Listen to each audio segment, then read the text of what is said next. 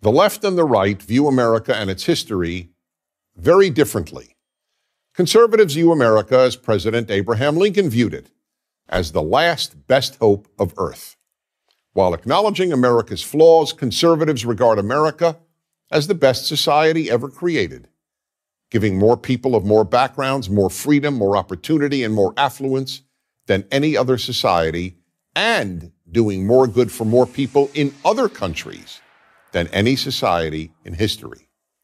The left, on the other hand, sees America as having been and continuing to be a very flawed country, morally no better than many and morally inferior to many.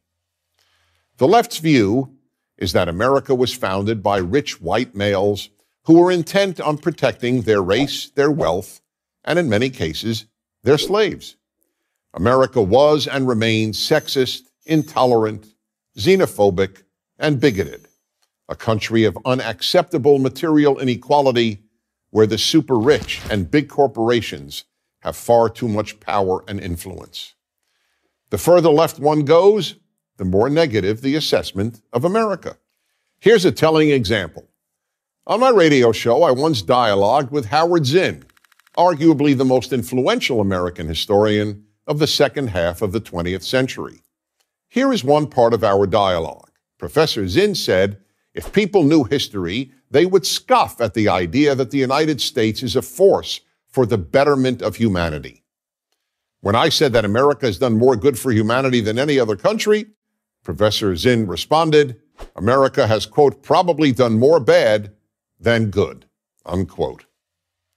For the left, the moral flaws in American history are enormous, but all the unique good America has done, both in America and abroad, is minimized or ignored. Take the example of slavery. This terrible institution is the most widely cited proof of American evil. The problem with that judgment, however, is that every civilization in world history, even including African societies, practiced slavery, often on a far larger scale than America did. But there are two other questions about slavery that must be asked in order to make a moral judgment about America. The first is, which societies were the first to abolish slavery?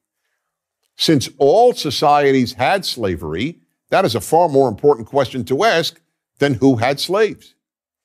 It turns out that all the societies that first abolished slavery were rooted in the Jewish and Christian Bibles, and among them was the United States. The second question that needs to be answered is this: was America morally better than other societies in just about every other regard? And the answer is overwhelmingly yes. America gradually became the least racist, least xenophobic country in the world. In no country do people of every race and ethnicity become accepted as full members of the society as do immigrants to America.